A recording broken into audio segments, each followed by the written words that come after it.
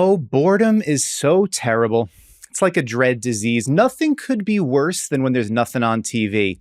I'd rather be a cowboy than to stare blank at the walls. I've been reborn so many times, I can't remember them all. Who do you want to be today? John Gennaro, count me in! 1, 2, 1, 2, 3.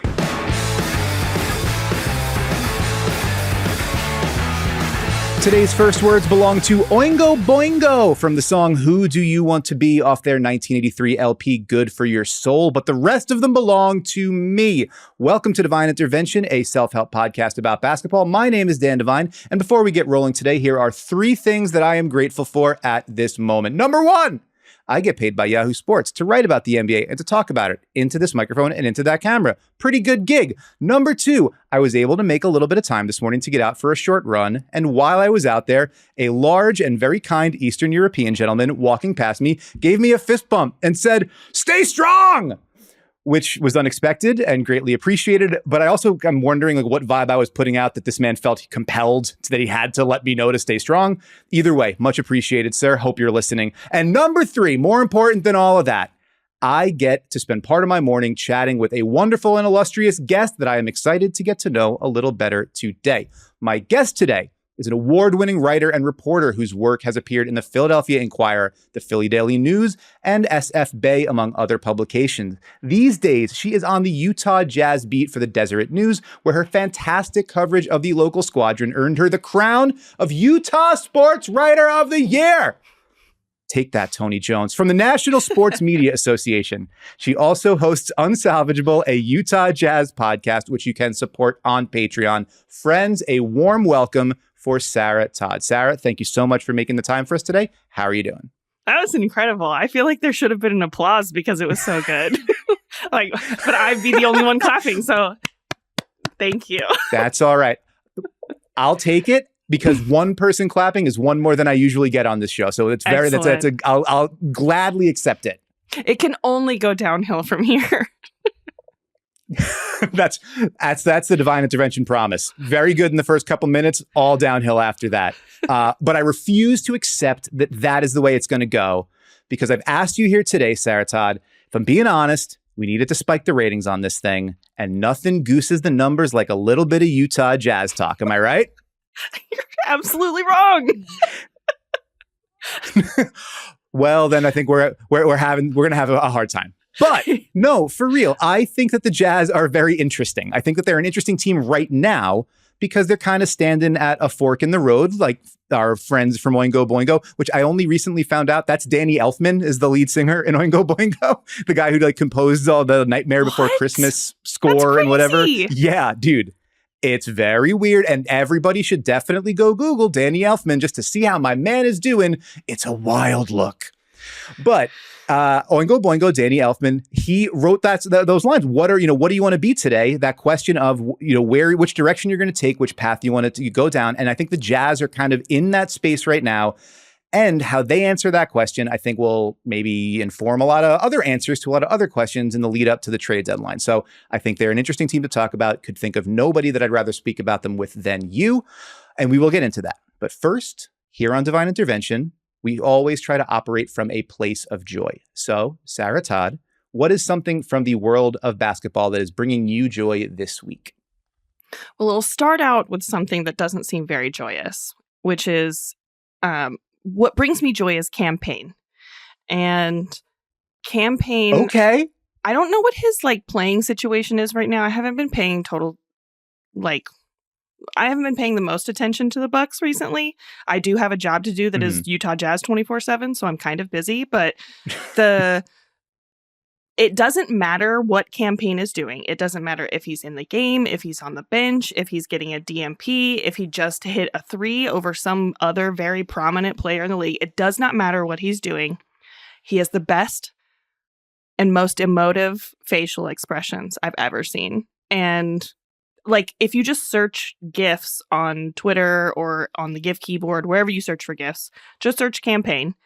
And it is incredible. It's great stuff. And he had this one time where he he kind of, there's going to be video of this, so I can just do the motion. He hit a 3, and then he turned around and looked at the Bucks bench, and he like did one of these and went, "Wah!"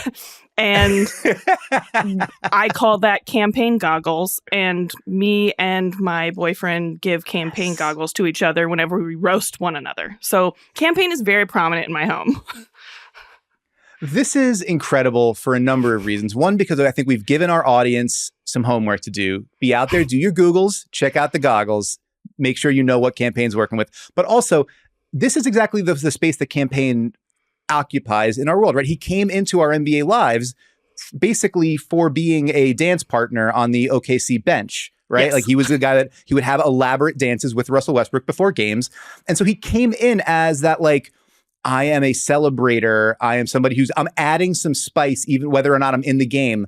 And then like he became a regular-ish, like, oh, I'm a backup point guard and I play big minutes on a team that's good.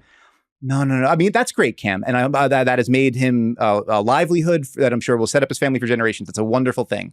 But in terms of our fandom, our like watching lives, this kind of stuff is going to last way longer than whatever he did, the last 5 games. If he's able to be on the court in the third quarter of a playoff game. Cam Payne goggles as a way that we celebrate with our loved ones. I love this.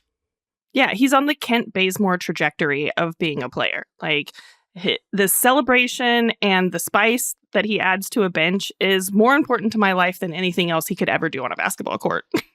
What a wonderful trajectory to be on. May we all, in our own walks of life, wind up on the Kent Bazemore trajectory. That sounds like a beautiful place to be. Well, Sarah, that's a wonderful addition, a wonderful source of joy. For many who follow the NBA, the game is almost secondary to the joy they get from tracking trades. This is, one way to, I'm not going to sit here and adjudicate people's fandom, but that's one way to do it. And we did have a trade before we got on today. Before we turn to Utah, we'll just talk about that briefly. The Charlotte Hornets are trading guard Terry Rosier to the Miami Heat for a 2027 first-round pick and Kyle Lowry. The way this was worded, frankly, I feel is a little bit disrespectful to Kyle Lowry. Let's put him first. A source tells Yahoo Sports senior NBA reporter Jake Fisher that the 2027 first-round pick Miami's sending is lottery protected and then becomes unprotected in 2028, which there's a little bit of a juicy protection there. Sarah, what was your first blush reaction to hearing that the Heat went out and got Terry Rosier and that Kyle Lowry would be on his way to North Carolina? I guess my first reaction is that Scary Terry does seem like the kind of guy that's got that hashtag Heat culture. And I guess, Kyle Lowry and his dump truck are headed to another city to do probably nothing. So I don't know. It's weird because I guess you're just, trading a couple guys that almost do the same stuff. I think Terry will probably help Miami a little bit, but like not enough to do what they want. I guess it seems like kind of a meh trade to me. Yeah, well, so first of all, how dare you suggest that it's a meh trade? Because this is the basketball internet. We're supposed to treat everything like it's the most important thing that has ever happened, ever, and that ever will happen. I think from Miami's perspective, it's like Kyle Lowry has been really good for us, but we are a bad offense. We could use another guy who can score a bunch. Terry Rosier can do that. The fit component, like he seems like a legit kind of hard ass, and Heat culture is a good fit for him, and he doesn't have to be the number one playmaker with a team that has Jimmy Butler and Bam Adebayo and Tyler Hero. Like, I'm optimistic about the way that could all work out.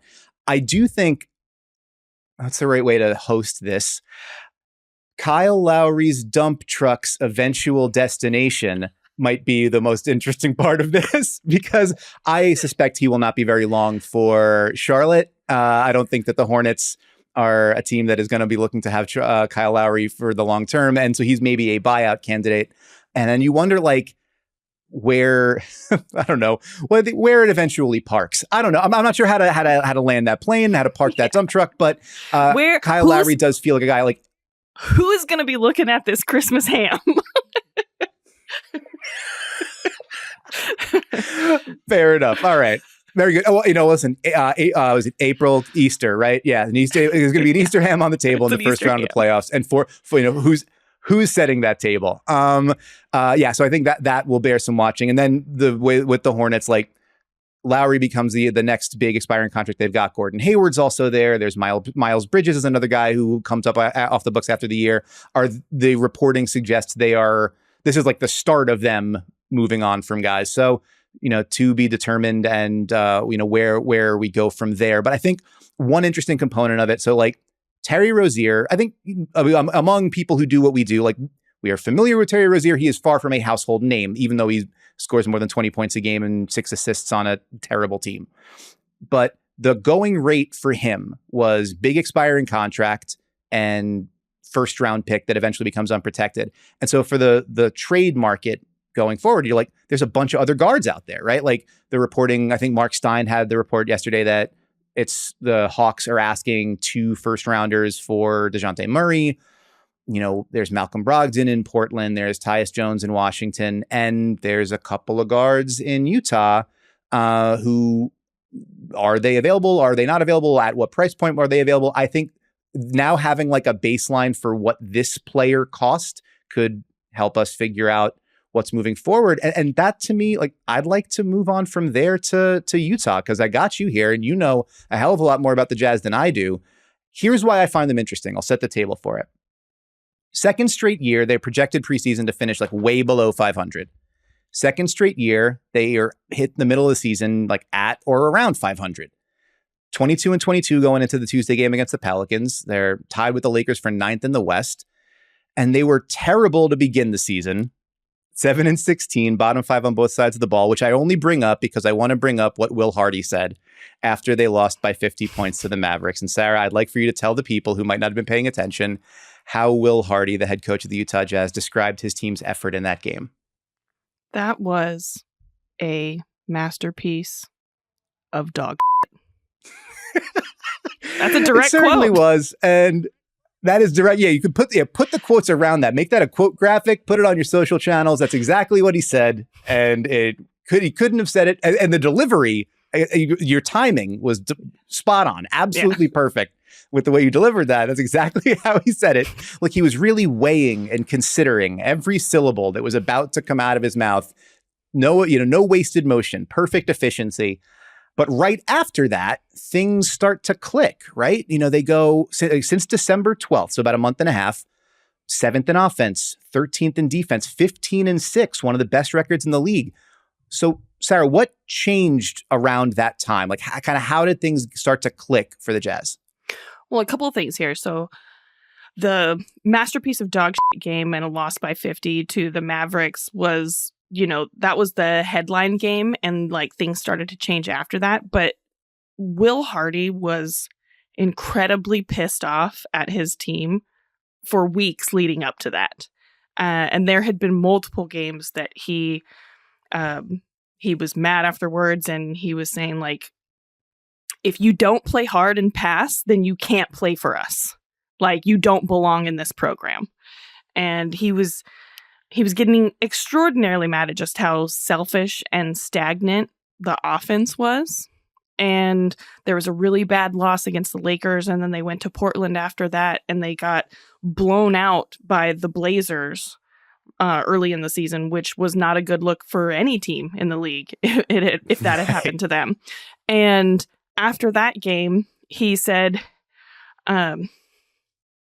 he was talking about how he goes home at night and he thinks about things that he could have done better as a coach. And he cares a lot about this team and he wants them to succeed.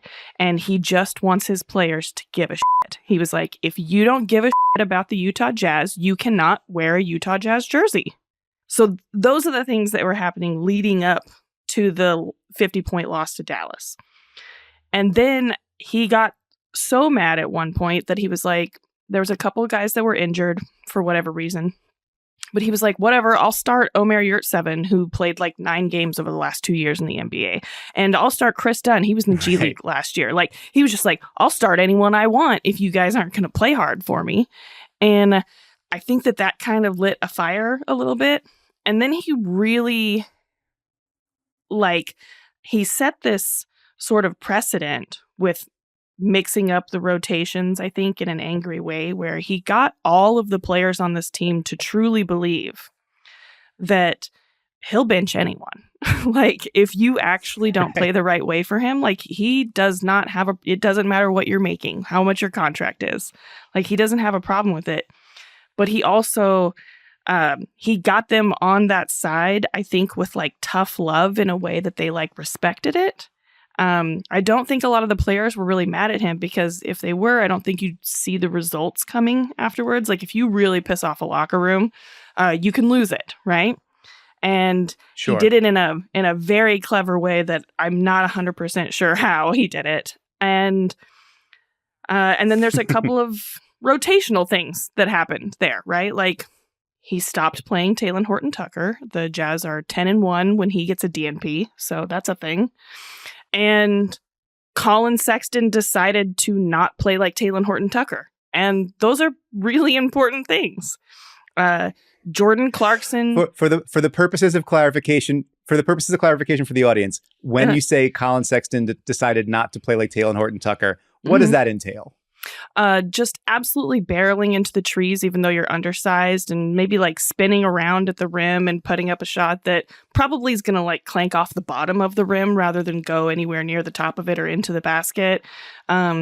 Leaving guys wide open on the corners, even though like you had a perfect pick and roll or pick and pop play, like not knowing where to be on defense. So just your general bad basketball decisions. Really bad shot decisions, fadeaway step back threes when you're like a 20% shooter. So that's the kind of stuff that that'll hurt you. That'll hurt you. Yeah, that's the kind of stuff that Talen has become known for as far as I've been covering him. And Colin, it seemed like he was kind of that player, like just like a head down, barrel to the rim, don't know how to change pace, like try to score by any means possible kind of player. And now he's averaging like a ton of assists a game. He is making really great, smart passes. He's changing speed in the paint multiple times, which is not a thing I'd ever seen Colin Sexton do before. And so he's complete. I mean, at the beginning of the season, I was thinking Colin Sexton is not worth his contract. And now I'm thinking, as you mentioned with the Terry Rosier deal, if he's playing like this and if this is sustainable, then he's not only worth his contract, then he might be worth more than what Charlotte got for Terry. Yeah, it's a great point to look at it and say, well, also, just before we get further afield with it, something that I talked about with Tyler Parker on last week's show about the Thunder, like when there's guys, he was talking specifically about Kobe White in Chicago, but like we often expect these guys to kind of be fully formed products at, 22, 23, whatever. Colin Sexton's 25 years old and had to like play in a lot of different contexts in Cleveland and had his career kind of, there was injury and then there was Garland shows up and it's all up and down. Like maybe he just needed, this is an opportunity for like a 25-year-old guy where he gets that the reps of running a team and like, yeah, the game starts to slow down. You hear that sort of old adage all the time. And that's like, I think that's one of the more interesting things about the way this Jazz rotation has unfolded. You kind of have a lot of, I don't want to lean too hard into like misfit toys. That's not fair. But like they were at a previous stop and they were maybe expected to be like a round hole for a round peg for a round hole. And they're maybe a little more square than that. Like they don't do this, the perfect thing, the perfect fit they were supposed to be before. And Will Hardy seems to have a real, flexibility or understanding of how to make those guys fit the way or put them in the positions to succeed more comfortably. And I'm wondering if that is also a part of kind of what this has things have taken off. Like John Collins playing center, which he wasn't really getting to do in Atlanta. Colin Sexton being on the ball, but also like having a little bit more of an opportunity to share playmaking responsibilities with Chris Dunn, who now Chris Dunn doesn't have to be he, as you mentioned, he was in the G League. He, was a lottery pick that kind of flamed out twice. And it was like, can he ever shoot well enough to justify that pick? Right. But if you have another high scoring, high efficiency guard, he can just maybe be a little bit more of a table setter and a defender, which then lightens Colin Sexton's. Like if everybody works, sort of shares the work, it's not as heavy. And that feels a little bit like what has been happening with the Jazz of late. Yeah, I think, part of your point of like Will Hardy being able to kind of get success out of guys that maybe were different in their previous stops. Something that he said to me recently was that he feels bad about buying into the narrative about Colin Sexton. for whatever people believed about Colin Sexton before he got to the Jazz, like we all of us here, the coaches hear exactly what we all hear, right? Like he's a gunner. That's what he does. He scores head down. He's not like a decision-making point guard. He can't be a point guard. And Will was like, I heard that and I bought into it. And he's like, and Colin taught me a lot over the last year and a half, roughish, that when I get guys on my team, that I should just maybe let them show me what they are rather than believe what they are before they get here.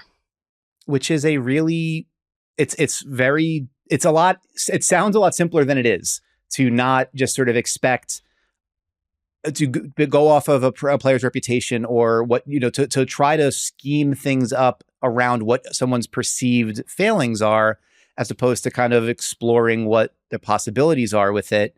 And I think what you've seen from these last, 2021 games, like, as you mentioned, Sexton has been kind of lights out as an initiator from the backcourt, just under 23 points and 5 assists, only 28 minutes a game. And he's putting up crazy production. The high efficiency shooting was always a part of his game, and it's showing up again now. 51, 42, 89 shooting splits. Chris Dunn, I mentioned him, now making just enough 3-pointers to kind of keep defenses honest, which lets his defense stay on the floor. For like a 4-to-1 assist to turnover ratio. So he's like not making mistakes and making enough shots. So like fitting sort of snugly into a role that we didn't necessarily know he could handle. And then the offense, like, that was the thing, you mentioned the beginning of the season, Hardy's frustration with the sort of stagnancy of the offense, which was really the like polar opposite of what things were like at the beginning of last season. The Jazz really taking other teams by surprise by how well they were playing offensively. The unlocked Lowry Markkanen, and we are super going to get back to Lowry Markkanen. But the all of a sudden it was like this Jazz team can score, and like, where the hell did this come from? And then the beginning of the season, really none of that. Suddenly this shift to like a more 5-out look, Collins and Markkanen and Simone Fontecchio and the Sexton Dunn backcourt. Everybody can do a little bit of everything. They can all shoot a little bit. They can all make a play off the bounce a little bit. They can punish defenses for bad closeouts or over rotating or whatever. And that's been what has really driven this rise a lot. Like they've been so potent offensively with that lineup on the floor. I think it's around like 125 points per 100 possessions. So he has found a way to get them to an identity that seems like the way that he wants the team to play. And obviously a gigantic part of that is Lowry Markkanen, who had missed some time with a hamstring strain. He gets back and has put himself very squarely in the All-Star conversation again. I'm wondering, like, there's probably a lot of people listening to this, and I don't mean to cast aspersions on our listenership, who might not be like living and dying with every Jazz game. So I am wondering, Sarah, like, you see him up close. How good is Lowry Markkanen right now? Lowry Markkanen is for real. Like, I think on a daily basis, just because I'm constantly thinking about what the Jazz are and what they could be in the near future or even the distant future, I find myself lately thinking, can he be a number one option? Like, because I think for the last year, I was still under the impression that he's a number one option for this team currently, but once the Jazz like get the guy that they're going for, then like maybe he'll be a number 2 or even a number 3, depending on like how many guys the Jazz eventually go after. They didn't get all of those draft picks and the Rudy and Donovan trades to sit on them and use them on a bunch of young guys. Like, that's not going to happen. So, but like I find myself watching Lowry a lot and thinking, like, he just turned 25 or 26, just turned 26. Why can't he be a number one guy? Like, if the Jazz aren't going to be a title contender this year, if he's just now entering his prime, what is it going to look like in a year or two when he actually figures out how to deal with defenses guarding him like he is a number one option? Like, they're being a lot more physical with him. Like, everyone's trying to deny him on everything. And so what is it actually going to look like? And he has only proven to me that he can punish defenses for overcorrecting. And so lately I've been really convincing myself that like he could potentially just be a number one option for a team. Like, they might be able to surround him with players rather than having to go after the big guy. And that, of course, is like a big if. And whatever happens over the next couple of years could definitely change that. But he's that good. Like he is a legit dude. And in a way that makes him so like you mentioned the way that the Jazz can look to build something. You can build kind of whatever you want around him because he's good enough. I mean, he can hurt you spacing the floor. He can hurt you. He can take a mismatch into the post and bully a smaller guy. He's really good working off the ball, running off of pin down screens, like just as an active mover away from the play, drawing attention that then opens things up for his teammates on the other side. And as a defensive player, like he kind of like started to level up into a new sort of player during that time in Cleveland where he was like, oh, I can be a big wing and, play with Darren Allen and Evan Mobley and be like a 7-foot small forward, but guard wings. And he's like a power big wing who can do some still, you can. So if you want to play him at the 4 with a more natural wing component, like at the shooting guard and swing spots, sure, you can do that. If you need to downsize and play him at the 5 for stretches, you can do that. Although I wouldn't make that a huge part of your recipe, but they don't have to. They've got Walker Kessler coming off the bench that they love and they believe in as a long-term building block. And then, John Collins, that pairing has worked, although better offensively than defensively. The main knock on him right now is he doesn't set people up all that much. He's not a passer and a playmaker on a sort of plus level, but as you said, Will Hardy seems like the kind of coach that's not going to put an artificial ceiling on how much a guy can improve at the areas that he's not all that good at. And then B, like, if he's already like a top 15 to 25 player in the league without that, maybe that's just friggin' fine. Like maybe you can find other guys to pass the ball. And, if he's going to, finish like 52, 42, 90 shooting on super high efficiency, like maybe that's all right. And yeah, maybe that's like, it changes the way an organization thinks about how it builds itself because maybe you can build kind of whatever you want around that dude. Yeah. And 2 things here. One, like, sure, he doesn't like set his teammates up. He's not like a playmaker or like a facilitator in the way that you would want a number 1 guy to be. But like if you have 3 other guys at least on a nightly basis that are all averaging like over 5 assists, like you kind of don't need anyone else setting the table anyways. And so that's number 1. And then to your point, like for people who might not watch them daily, talking to Rick Carlisle the other day, Lowry Markkanen has been getting Dirk Nowitzki comps since he was like the leading up to the 2017 draft. Like that's been happening for a long time, purely based on like his size and shooting ability and not really anything else, if we're being honest. But over the last couple of years, it's really started to look very Dirk-like. And Rick Carlisle straight out said the other day, he was like, he's the closest thing I've ever seen to Dirk Nowitzki. And like, you trust that guy's scout, right? You trust his evaluation. He saw an awful lot of it up close. But yeah, that was the evolution in Dirk that made everything kind of unlock. It wasn't just he was picking and popping and spending all of his time 25 feet away. It's I'm at the foul line, I'm posting up at the nail, I'm facing up, and like I'm forcing switches and mismatches. And how are you going to deal with me?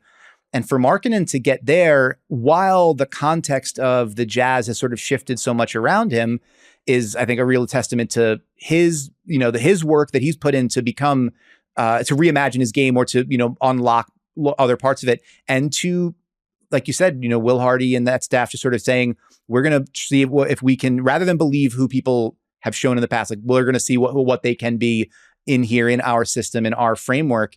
And for Markkanen, I mean, just the numbers are worth shouting out. The last month since he got back from that hamstring strain, just under 25 points, 9 rebounds a game, 51, 41, 90 shooting.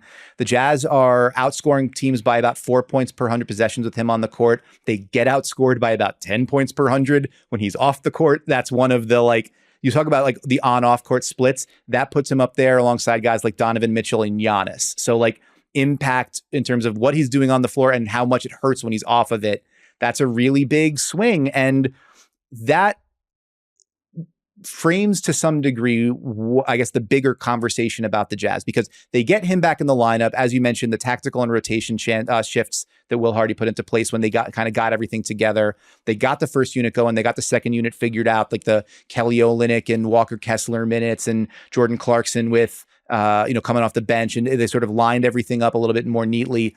And they've been two dramatically different teams. That really bad team, the masterpiece of dog team for the first 23 games. And then this other, like 15-6 world beaten kind of team the last 21 games. And so super producer John Gennaro in our rundown for today called them Schrodinger's basketball team, which I really like the idea of like, you don't necessarily know what's in the box. And then when you open the box, it's like, whoa, it could all disappear. So that's kind of the question that I want to lay out for you. This Jazz team has a ton of young pieces, guys like, as I mentioned, Kessler, Ochai Agbaji, Keontae George, Taylor Hendricks, and Bryce Sensabaugh. We haven't seen a ton from, but first round picks, they're really high on. They got a bunch of picks coming from, as you mentioned, the Rudy Gobert and Donovan Mitchell deals, like no long-term money on the books, expiring contracts, movable deals that are, stretched beyond this year, like for Jordan Clarkson. They also have, like, depending on which projection model you look at, like a coin flip shot of just being in the playoffs, right? Like they could just make the play-in, or if they go on a run here and somebody falls off, maybe make it all the way up to 6. It's maybe a long shot, but it's in the card. It's a possibility. So who do you want to be, right? Like which door do you think they're going to be thinking about taking as they walk up to the trade deadline here in a couple of weeks? Yeah, I've talked a lot about this recently. I think it makes it a lot more difficult, but kind of like, rich man problems to have that they've been playing so well lately, because I think when they were really bad to start the season, then it was like, all right, well, okay, Colin Sexton's not a part of this. John Collins isn't playing defense. Talen Horton-Tucker is not changed. Like you could just name off which guys weren't going to be a part of this going forward, right? But now that it's started to take form a little bit, you look at Colin Sexton and you think, well, is that the future sixth man, right? Like Jordan Clarkson's not going to live forever, right? So, and as you said, he has an incredibly tradable contract. Don't be so sure. He may well live forever. Yeah, believe me, if there's anything I know about Jordan, it's that he's like Big Brother on CBS, Expect the Unexpected. Which, shout out to Big Brother, which is one of my favorite TV shows ever. This podcast not brought to you by CBS. And I don't want to make the Jazz's decisions because they're really difficult, right? Like, do we ride this out? Do we make the playoffs? I think that there are a lot of players that were really upset about not being able to really go for it last season. Lauri Markkanen has not ever made the playoffs, and he really wants to. And so I think that if you don't at least go for it and show that you're putting forth the effort for it, you really risk making someone like Lowry, who could be one of your incredibly important pieces moving forward, him losing confidence in what the team is actually doing. And so I think that no matter what they do, who they trade, what moves they make, that it has to be with the intention of getting better. I don't think that we're looking at, like a Mike Conley trade or anything that they did last year where, they were kind of putting one arm behind Will Hardy's back and saying, yeah, haha, go ahead and win games. And also, let's be super cautious with every injury anyone's ever had. Lowry will not be playing 12 of the last 13 games of the season. And so I don't think that the Jazz will be doing any of that this season. And that being said, I also know that, Danny Ainge doesn't want to leave anything on the table that could be worth something, right? He's not going to let anything go for nothing. And yeah, I don't know. That probably doesn't answer the question at all. No, but it frames the question and it sort of informs it. It's a really hard thing to figure out. Like, if you want to develop players and try to figure out who's going to be part of the long-term plan, you also kind of need to see those guys under the fire, right? Like, you need to see them in the heat of games that matter, as opposed to just saying like, well, we're going to remove the possibility of you competing for stuff that that for a playoff spot or a play-in berth or whatever, playing in an elimination game if it comes to that, all that kind of stuff.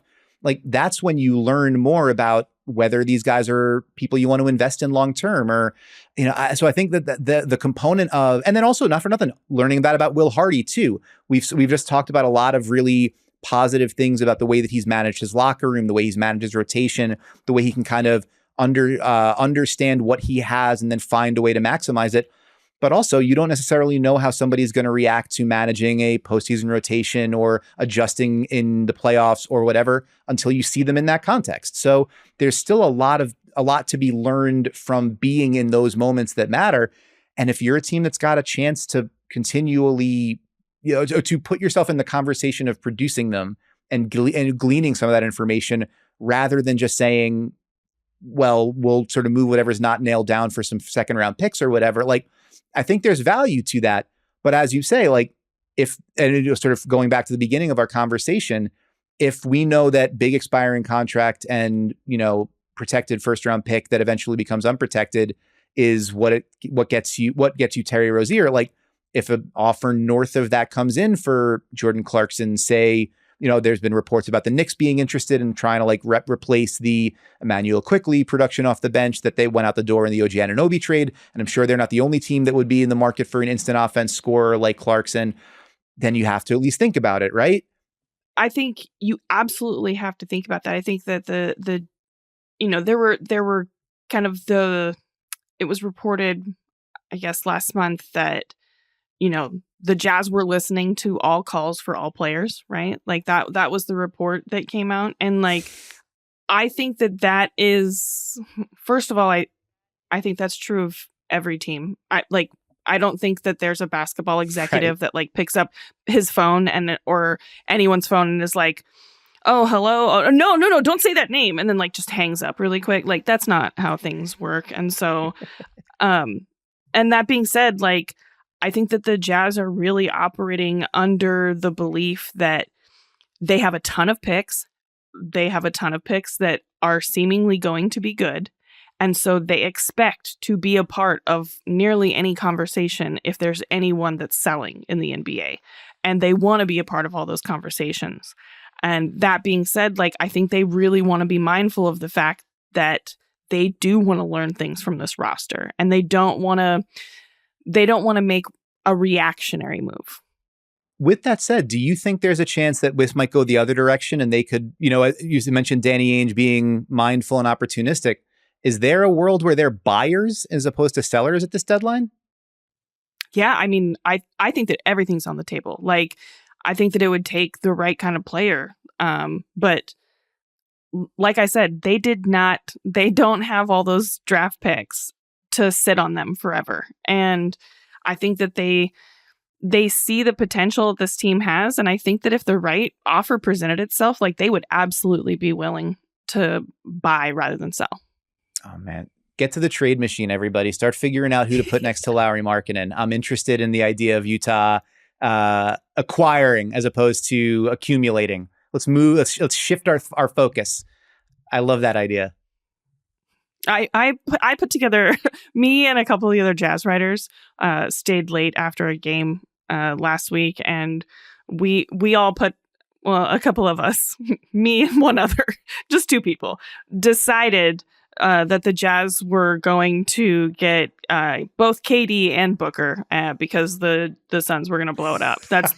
We just independently decided that. That's not a report, but we can make the money work. We can do it. Fantastic. Well, it's all sorted then. We know exactly how it's all going to play out. Everybody start writing your winners and losers columns now. We can put the Jazz squarely in the winner column. It's all done and dusted. That's perfect.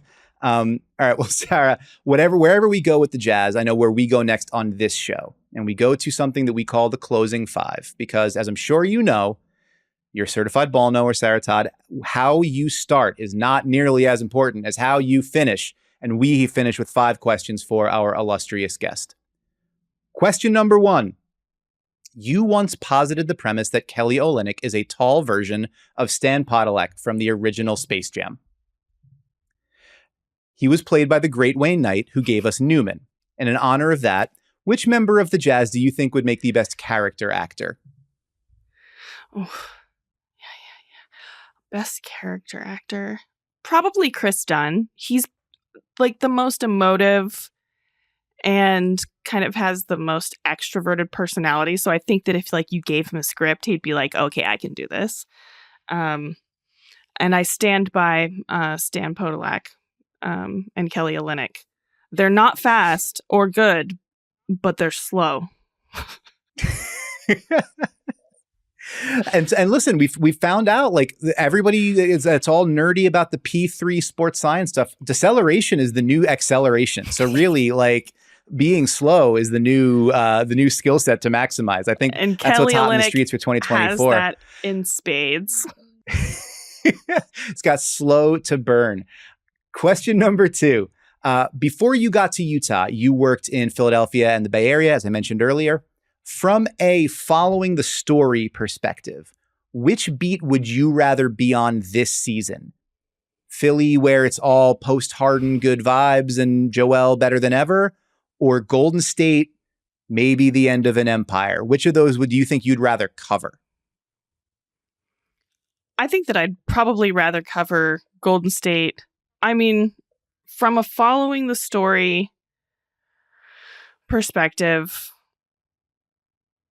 I mean, I've got such inside basketball brain right now because following the story, like, which one's going to do better? Probably the one that has, like, the team that's a little bit more global. And so, like, I'm going to get a farther reach if I'm writing about Golden State. Sure.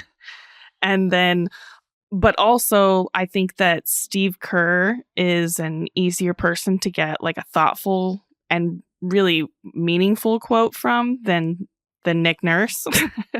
And I just think that, I mean, and selfishly, it would put me in the Bay Area and put me really close to my family. So that's all right. You're allowed to be selfish in these hypothetical questions that come up in the closing 5. There are no rules governing that kind of stuff. Whatever incentives go into the structure, that's fine. Unfortunately, though, you are incorrect. The answer is watching Embiid every night. I'm so sorry. It's just, it's the way it is.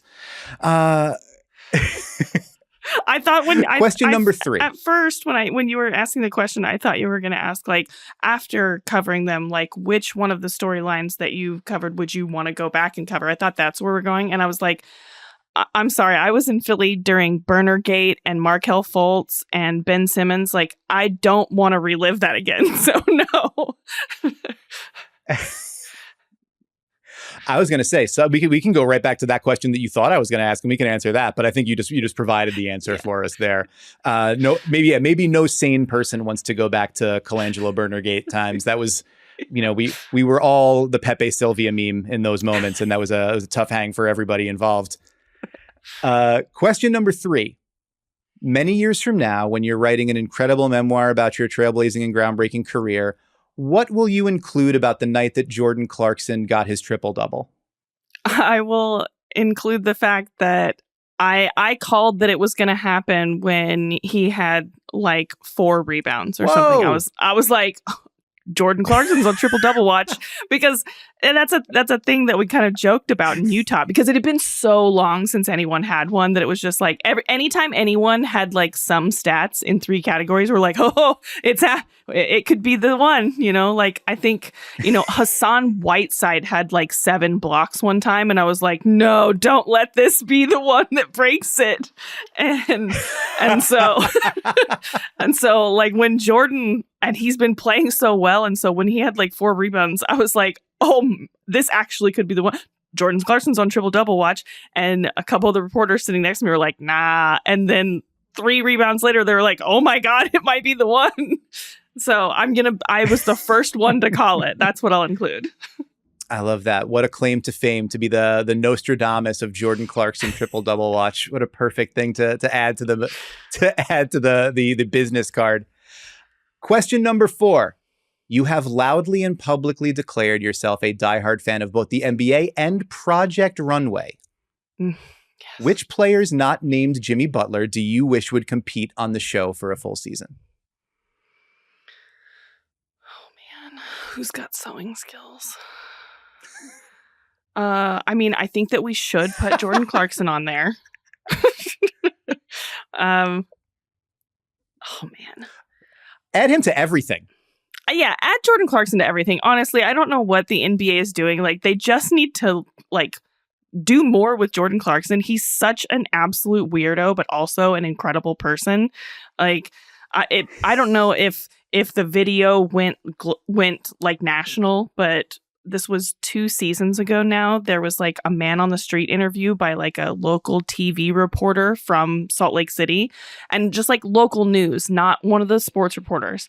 And she went up to Jordan Clarkson and was like talking about like, oh, hey, like fans are welcome back in the arena now. Like, are you going to go? And he was like, yeah, I'm going to go to some Jazz games. It was Jordan Clarkson. Like, she was interviewing him, had no idea. She was like, can you spell your name? And he was like, JORDANCALR. Like, he was just spelling his name. And she was like, do you go to Jazz games? And he was like, yeah, a lot. Like, he never told her. He just went along with it. And then like later on in the day, she found out that she interviewed Jordan Clarkson, who plays for the Jazz. And so that person should be on TV more.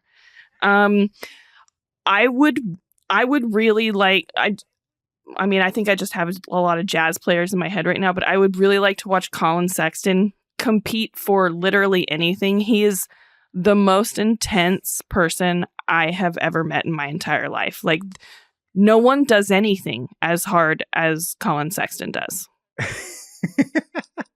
So it's like a Daniel Day-Lewis kind of thing where he's just like fully embodying the role of Colin Sexton. I am the hard charging young bull. Whatever I am doing it 1,000%. He, after a game recently, well, he goes and he lifts immediately after the game. And he came into the room after he was doing some push-ups, and Kelly Olynyk and him were talking, and you could tell that they were talking about doing 100 push-ups.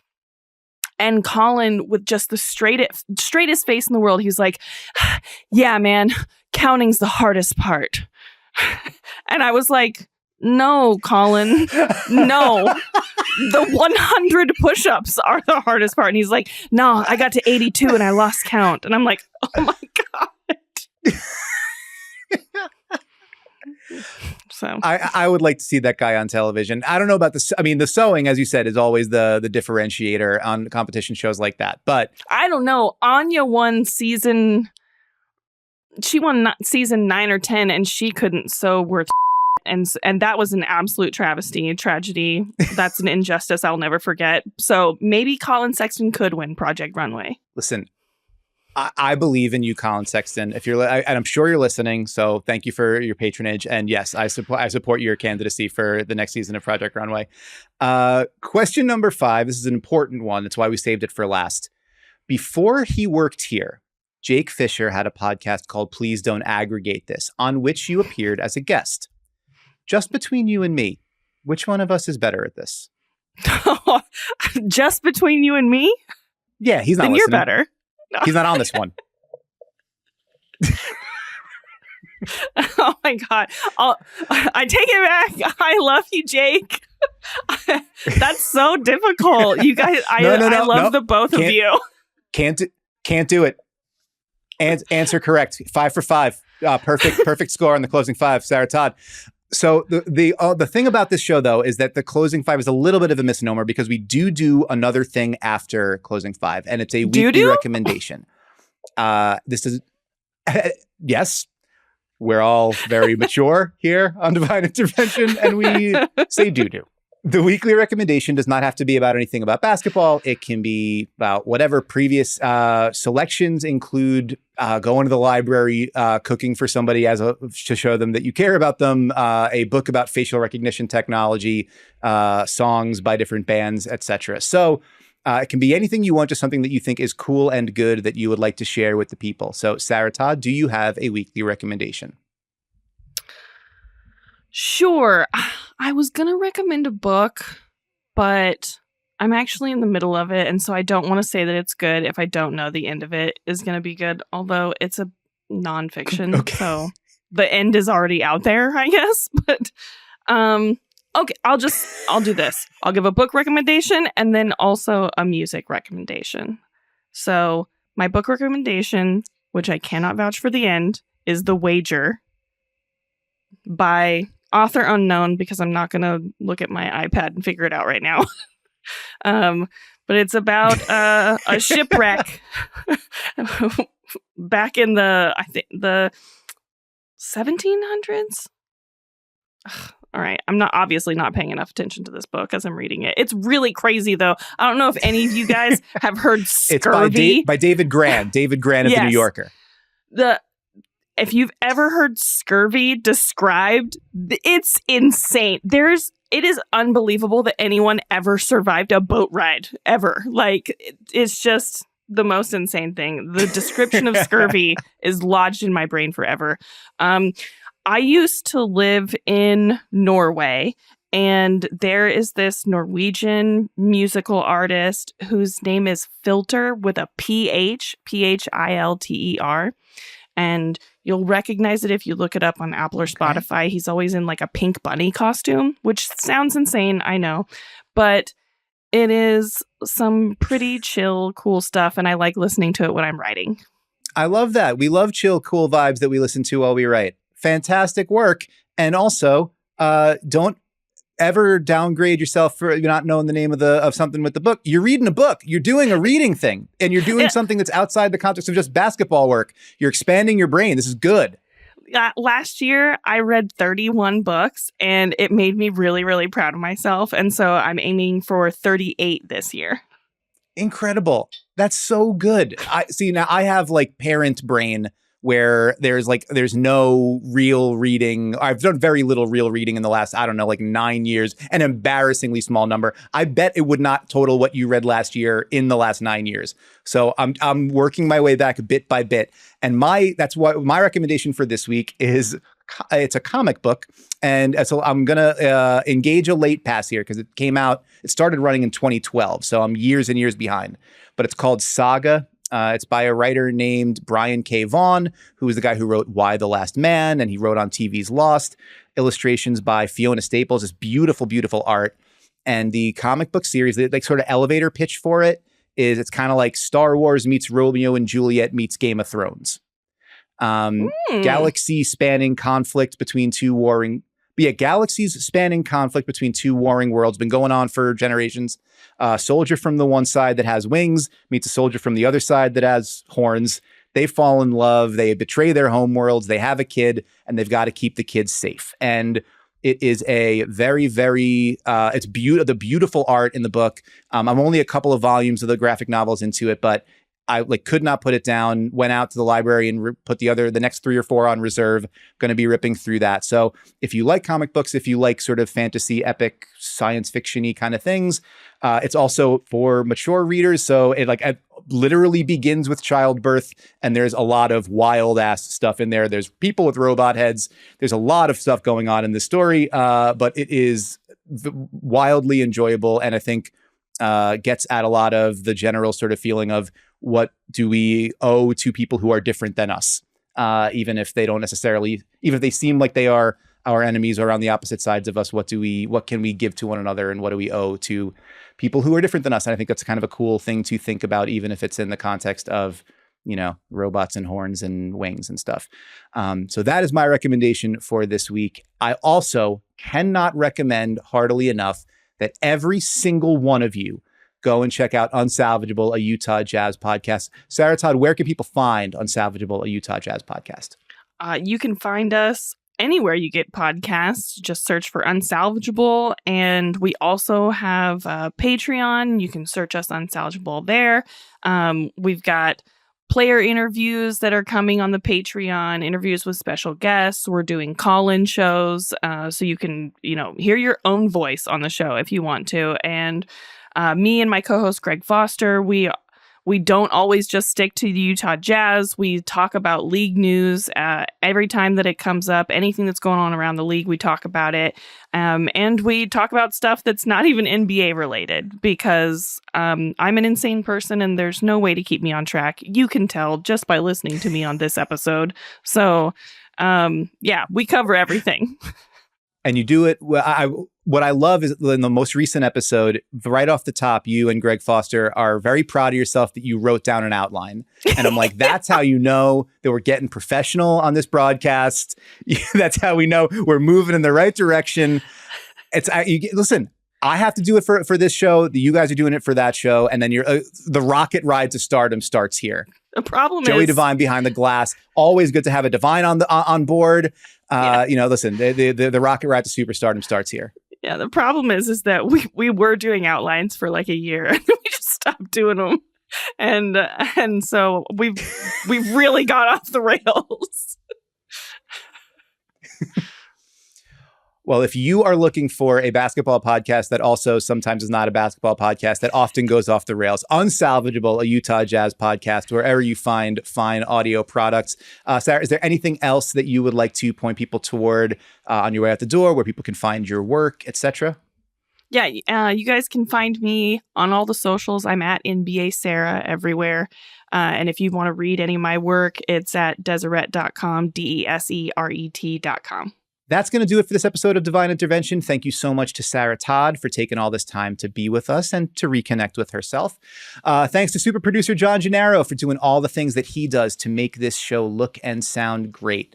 If you've enjoyed what you just listened to or watched, do us a favor, give us a 5-star review on your podcast platform of choice, wherever you're listening to us. Subscribe, rate, review, tell a friend, tell an enemy. It's what helps with growing the show and discoverability. And that's going to do it. Thank you for listening. We will see you again next week. Take care of yourself. You deserve it.